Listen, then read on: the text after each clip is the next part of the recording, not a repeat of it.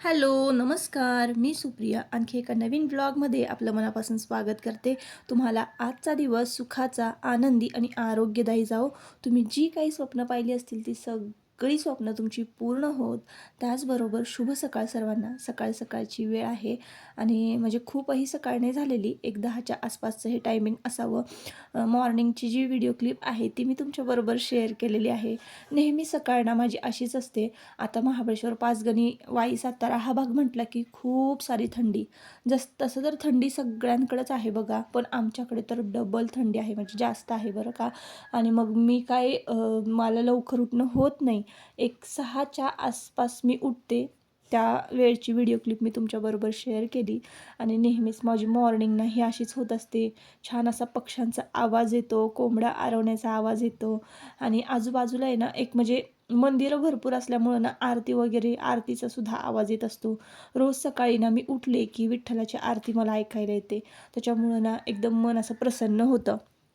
तर असो ताईंनो, ही जी video clip आहे ना जुनीच आहे. आता माझ्या लक्षात पण राहिली नाही की ती कधी मी शूट केली होती. सध्या तर मी तुमच्याबरोबर पेंडिंग राहिलेलेच व्हिडिओ शूट म्हणजे शेअर करते. आता लवकरच मी लेटेस्ट व्हिडिओ आणि रोज अपलोड करण्याचा प्रयत्न करेन. जसं तुम्ही माझ्या व्हिडिओची वाट बघत असता आणि मला सांगता की नाही की ताई तुम्ही रोज व्हिडिओ अपलोड करत जा, डेली रुटीन तुमचं बघायला आवडतं. तसंच मलाही वाटतं की रोज व्हिडिओ अपलोड करावे, पण ना वेळेअभावी ह्या काही गोष्टी होत नाहीत. तर असो, होईल तेवढं मी करणार आहे आणि तितका प्रयत्न करणार आहे. खरं तर ना WhatsAppच्या माध्यमातून बरीच मंडळी जी आहेत, बिझनेस आहे त्यामुळं WhatsAppच्या माध्यमातून जोडल्या गेलेल्या आहेत. तर काहींचं असं म्हणणं असतं की ताई तुमचं चॅनल ग्रो होईल, म्हणजे व्ह्यूज तर कमी आहेत तुम्हाला. तुम्ही रोज जर अपडेट राहिलं ना, तर तुमचं कंटेंट चांगलं असतं. तुम्ही बोलता छान, पण तुमचं चॅनल ग्रो होईल. तुम्ही रोज अपडेट राहा. पण कसं आहे ना, की आपल्याला दोन्हीही बघायचं आहे. यूट्यूब पण बघायचं आहे, बिझनेस पण बघायचं आहे, घर बघायचं आहे, मुलं-बाळं बघायची आहेत. सगळंच बघायचं असतं. त्यामुळे आहे ना, थोडंसं पारडं इकडं-तिकडं होतंच माझं. एनर्जी थोडी कमी पडते. तर असो ताईंनो, तर तुम्ही पण म्हणता ना, की तुझं कसं पटापट आवरतं, तू कसं करतेस असं. तर हेच माझं बघा आहे. मी तुमच्याबरोबर जे काय आहे ते सगळं खरोखर शेअर करते. तर असो, आता थोड्या वेळापूर्वी ना डबे वगैरे मुलांचे झाले आणि मग लगेच हे तोरण मी तयार केलेलं आहे. हे तोरण की नाही एका मुंबईच्या ताईंना पाहिजे होतं आणि ते आपल्याकडं म्हणजे आमच्या गावच्याच आहेत, त्या इकडे येणार होत्या ना, तर मला त्यांना भेटून हे तोरण द्यायचं होतं. कसं झालं आहे मला नक्की कमेंट करून सांगा आणि याची किंमत मी किती घ्यावी किंवा मी किती घेतली हे मी तुम्हाला पुढच्या ब्लॉगमध्ये सांगेन. पण तुम्ही सांगा की हे मी कितीला द्यायला पाहिजे. आणि म्हणजे छान झालं होतं ते तोरण आणि मला अजून त्याला छान डिझाईन करायचं होतं, पण ते असं पण छान दिसत होतं. त्यानंतर ना संध्याकाळची वेळ झाली आणि भरपूर सारी कामं झाली मधल्या वेळामध्ये आणि चला मग म्हटलं 1-2 पार्सल जे राहिलेले आहेत ना ते पॅक करूया आणि ते पॅक करायला घेतले आणि माझं ते लाल तिखट मसालाच संपला ताईंनो. तर मग म्हटलं चला आता काय करावं काय कळतच नव्हतं मला आणि आमच्या घरामधला जो होता ना मी वापरायला काढलेला तो सुद्धा संपला होता. 1.5 किलोची ऑर्डर जाऊ द्या आधी, मग मी त्यांना फोन करून बोलून घेतलं सगळं. 1.5 किलो आहे का हे? नाही नाही, हे हळद आणि 1 किलो लाल तिखट हे जाऊ द्या आधी. तर मी आत्ताच नवीन बिझनेसला सुरुवात केलेली आहे. खूप सारे मला अनुभव येतात, काय करायला पाहिजे, कसं करायला पाहिजे. इथपासून माझ्या शिकण्याची, बिझनेसची सुरुवात आहे आणि मला कस्टमर इतके चांगले मिळालेत ना, इतकं छान मला समजून घेतात ना. तर झालं असं की एका ताईंची ना ऑर्डर होती आणि त्यांनी की नाही म्हणजे बघा, मला आधीच पैसे सोडून ठेवले होते. एवढ्या विश्वासानं तुम्ही पैसे मला देता सोडून ठेवता ना, मला त्याचं पण खूप नवल वाटतं की खरंच मी एवढा विश्वास जिंकला आहे का तुमचा. तर अ, झालं असं की मला पैसे त्यांनी सोडले आणि ऑर्डर मला म्हणजे त्यांची पॅक करून द्यायची होती आणि मसाला संपला. मग मी त्यांच्याबरोबर बोलले तेव्हा त्या म्हणाल्या की "हां, चालेल, काही नाही. जेव्हा तुम्ही कराल तेव्हा द्या, एवढं काही नाही." पण एवढं समजून घेतलं ना, तरीसुद्धा किती म्हणजे मला असं वाटतं की खरंच माणसं अशी पण एवढी चांगली पण आहेत. नाहीतर काही-काही लोकं आहे ना, अजिबात म्हणजे कोऑपरेट नाहीत करत. असो, मध्यंतरी ना एक कमेंट आली होती की व्हिडिओला व्ह्यूज इतके कमी आहेत तरी पण तुम्ही बिझनेस चालू केला आहे. तर सांगू का व्ह्यूजचा आणि बिझनेसचा काहीही संबंध नाही. तसं बघायला गेलं ना, तर आपण जर सुरुवात केली ना एखाद्या बिझनेसची, तर थोड्याफार व्ह्यूज आपल्याला पडतातच ना, त्यातून आपल्याला ऑर्डर मिळतातच. मग आता समजा 1000 ऑर्डर म्हणजे 1000 व्ह्यूज गेल्या, तर त्यातनं तुम्हाला 100, 200, 150 का होईना ऑर्डर मिळतातच ना. म्हणून तुमचं जर छोटंसं चॅनल असेल, तुम्ही सुद्धा म्हणजे यूट्यूब चालू केलं असेल आणि तुमचं चॅनल छोटं असेल, तर तुमच्याकडे एखादी कला असेल किंवा तुम्हाला जर काही सुरुवात करायची असेल ना, तुम्ही बिनधास्त करा. बिझनेस म्हणजे बिझनेस वाढवता वाढवता, बिझनेस ग्रो करता करता आपण आपला चॅनलसुद्धा ग्रो करू शकतो, असा मी विचार केला. तर मला त्या कमेंटचं उत्तर खरं द्यावंसं वाटलं. तर काय हरकत आहे, आपण जर समजा आपल्याला यूट्यूबमधून व्यवस्थित जर पैसे मिळत नसतील, तर आपण ह्या दुसऱ्या मार्गाने पैसे कमवले तर काहीच म्हणजे हरकत नाही आहे. आणि तुमच्याकडे जेवढ्या पण कला आहे, तुम्ही जेवढी पण मेहनत करू शकता, तेवढी तुम्ही करायची आहे. आणि तुम्हाला जर सगळंच हँडल करायचं असेल, सगळंच मॅनेज जर होत असेल, सगळं करून तुम्ही जर पैसे कमवत असाल, तर ती चांगलीच गोष्ट आहे ना. तर त्यामुळं ना तुम्हाला पण म्हणजे जर समजा असंच माझ्यासारखं छोटंसं चॅनल असेल तुमचं यूट्यूबचं आणि तुम्हाला बिझनेस चालू करायचं असेल, तर तुम्ही बिनधास्त करा. तर असाच मी विचार केला होता. असो, आता इकडे ना हळदीचं पॅकिंग चालू आहे. तर बऱ्यापैकी ना हळद पण आपली भरपूर सेल झालेली आहे. एक मी लाल तिखटाचा व्हिडिओ टाकला होता ना, त्याला मला वाटतंय 5000पेक्षाही जास्त म्हणजे व्ह्यूज आले होते. ते काही एवढे जास्त नाही आहेत, पण सांगते मी. जर समजा आपल्या लाखात व्ह्यूज गेले ना, तर भरपूर सारे ऑर्डर्स आपल्याला मिळतील. पण त्यासाठी आपण कन्सिस्टन्सी, यूट्यूबच्या म्हणा कन्सिस्टन्सीच मॅनेज असली पाहिजे, तर आपला चॅनल ग्रो होतो, आपल्याला व्यवस्थित व्ह्यूज जातात. नाहीतर यूट्यूब हे असं आहे की तिथं कुणाचाही वशिला चालत नाही, काहीच नाही. फक्त इथं ना आपले कष्ट बोलतात, आपली मेहनत बोलते, असं असतं. आणि त्यावरच आपलं यूट्यूब चॅनल आणि बिझनेस हे सगळं जे आहे ना, ते ग्रो होत असतं. तर तुम्हाला आता कळालं असेल, समजलं असेल. तर असो, आता इकडे ना हळद भरपूर सेल झाली आणि थोडीच हळद राहिलेली आहे. तर एकच पार्सल आज द्यायचं होतं हळदीचं. काल भरपूर पार्सलं गेलीत. तर आज फक्त हे शेवटचं पार्सल राहिलं होतं हळदीचं. आणि त्यानंतर मग ऑर्डर येतील इथून पुढे. तर मग तसं तसं पॅक करत जायचं. तर थोडंसं पॅकिंग करताना आहे ना, दादा पण मला तुमचे मदत करतात. आता कसं आहे, लाल तिखटाचं जे पॅकिंग आहे ना, ते पटकन होतं. कारण लाल तिखट कसं थोडासा मसाला ओला असल्यामुळं की नाही, त्याची हवा पटकन काढता येते.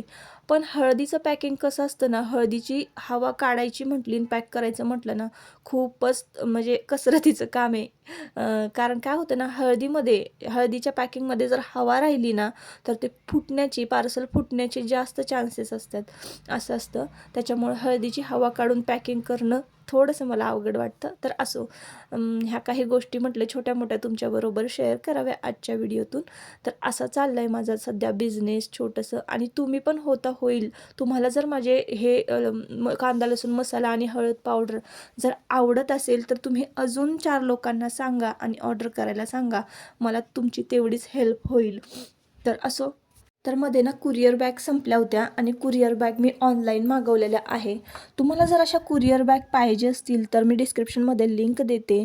फ्लिपकार्टवरून मी ह्या कुरिअर बॅग मागवलेल्या आहेत. आणि मी ना 1 किलोची म्हणजे 8x10ची मागवली होती बॅग. पण काही काही लोक काय करतात, 1.5 किलो किंवा 2 किलोची ऑर्डर देतात ना, तेव्हा ही बॅग पुरत नाही. म्हणून मग मी अजून एक बॅग मागवलेली आहे. आणि बॅग मागवताना की नाही, पुढची जी पन्नी आहे प्लॅस्टिकची असेल ना, तर आपल्याला व्यवस्थित ॲड्रेसची चीट त्यामध्ये ठेवता येते. नाहीतर मग असं सेलोटेपने चिटकावं लागतं आणि मग जास्तच मेहनत करावी लागते ते पार्सल पॅक करण्यामध्ये. तर अशा पद्धतीनं मी हे पार्सल जे आहे ते पॅक करते. तर ही व्हिडिओ क्लिप की नाही दुसऱ्या दिवशीची आहे बरं का. दुसऱ्या दिवशीची म्हणजे दत्त जयंती झाली की नाही, त्याच्या दुसऱ्या दिवशीची आहे. तर एका मैत्रिणीकडं का नाही गुरुचरित्राचं पारायण तिनं केलं. तर तिच्याकडे मला ना सवाशीण बोलवलं होतं जेवायला. मठामध्ये त्यांना सांगितलं होतं की एक व्यक्ती जेवायला घालायचं. तर तिनं ते गुरुचरित्राचं पारायण स्वामी महाराजांचं मठामध्ये जाऊन केलं होतं आणि तिने मला जेवायला बोलवलं होतं.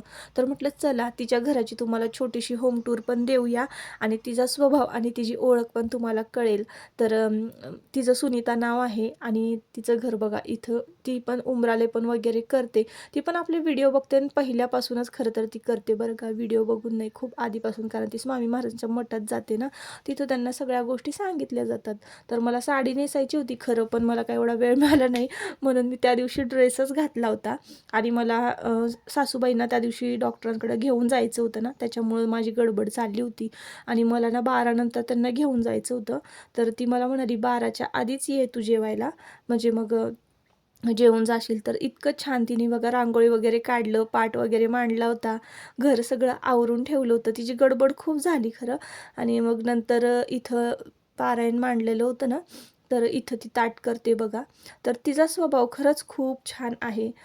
तुमच्याकडे ना मित्र-मैत्रिणी खूप कमी असतील तरी चालेल, पण एक एक जरी मित्र किंवा मैत्रीण असेल ना, तर ती लाखाला भारी असावी, स्वभाव चांगला असावा, वाईट चिंतणारी नसावी. आपल्या पाठीमागे वाईट बोलणारी व्यक्ती आपल्या म्हणजे आपण जोडूच नये असं मला वाटतं. तर सुनीताचा स्वभाव ना मला खरंच खूप आवडतो आणि आम्ही एकदम घर आमचं जवळ-जवळ असल्यामुळं ना, काहीही झालं तरी मी हिच्याकडे येते, ती माझ्याकडे येते आणि आम्ही दोघीच असतो एकमेकींना. बाकी तिसरी कोणी व्यक्ती नाही आमच्यामध्ये. आम्ही दोघंच एकमेकांच्या मैत्रिणी आहोत. मार्केटमध्ये वगैरे जायचं असलं तरी आम्ही दोघंच जातो. तर इथं बघा तिचं देवघर आहे आणि तिने हे असं पारायण मांडलेलं आहे. मला तिच्यातले काही गुण इतके आवडतात ना, की तिचा हसरा स्वभाव आणि अशी ती म्हणजे कुचकं मन म्हणतो ना आपण, आपण लगेचच ओळखतो. एखाद्याच्या सहवासात आपण राहिलो ना, की आपल्याला लगेचच एखाद्या व्यक्तीचा स्वभाव कळतो. तर असं म्हणजे पाठीमागे वाईट बोलणं, तोंडावर एक आणि मागे एक असं तिचं नाही आहे. ती खूप चांगल्या मनाची, खूप चांगला स्वभाव आहे आणि नेहमी हसतमुख असते. म्हणजे आपण म्हणतो ना, एखादी लक्ष्मी कशी घरातली खूप सारी कामं करून पण एकदम हसतमुख असते. असा तिचा स्वभाव आहे ना, तर तेच मला खूप आवडतं तिच्यातलं. तर चला म्हटलं व्हिडिओमध्ये तुमच्याबरोबर सुद्धा तिची ओळख करून देऊया.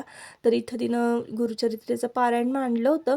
तर मला म्हणाली, "तू हळदी-कुंकू वाहा, सवाशिणींनी वाहिलं तरी चालतं." मी म्हणत होते, "अष्टगंध वगैरे वाहतात का काय?" मला पण माहिती नाही. पण तिनं जसं सांगितलं मग मी नमस्कार केला आणि योगायोगानं माझासुद्धा म्हणजे नमस्कार झाला. मलासुद्धा करायचं होतं पारायण, पण मी काही वेळेअभावी करू शकले नाही. नाहीतर आम्ही दोघांनी ठरवलं होतं मठात जाऊन पारायण करायचं. मग त्याच्यानंतर ना, तिनं इतका छान स्वयंपाक केला होता ना आणि एवढं सगळं सागर संगीत केलं होतं. तिनं सुद्धा एक छानशी साडी घातली होती.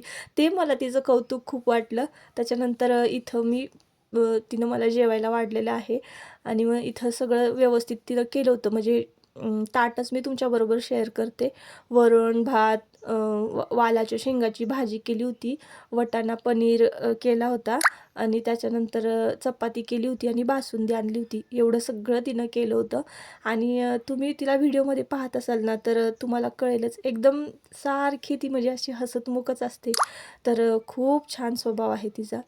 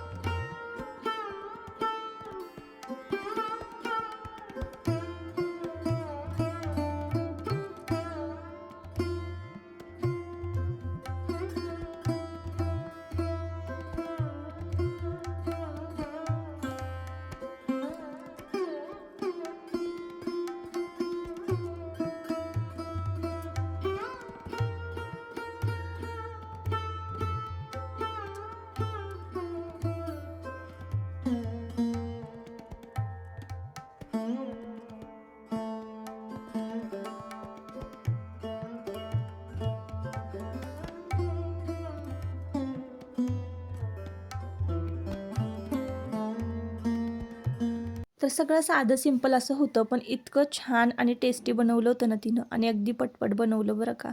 तर वरण, भात, बासुंदी, वाटाणा आणि पनीरची भाजी, वालाची शेंग, कुरवडी आणि चपाती असं होतं जेवायला. छानशी रांगोळी काढली होती. जसं जमेल तसं साध्या सोप्या पद्धतीनं, पण एकदम निर्मळ मनानं केलं होतं. त्याच्यानंतर त्यांची केळी त्यांनी दिली होती आणि ओटी खणनाराने भरली होती. तर असा होता आजचा व्लॉग आणि असा होता आजचा दिवस. तर अशी माणसं खरंच जोडा आयुष्यामध्ये, की जी स्वभावाने निर्मळ आहेत, मनाने निर्मळ आहेत आणि तुमच्याशी अगदी प्रामाणिक आहेत. तोंडावर एक आणि पाठी एक अशी बोलणारी नसावी. मित्र असावा, लाखात एकच असावा. एकच असला तरी चालेल, पण लाखाला भारी असावा. तर मग व्हिडिओचा शेवट इथेच करूया. परत भेटूया नवीन एका व्हिडिओमध्ये. Bye bye.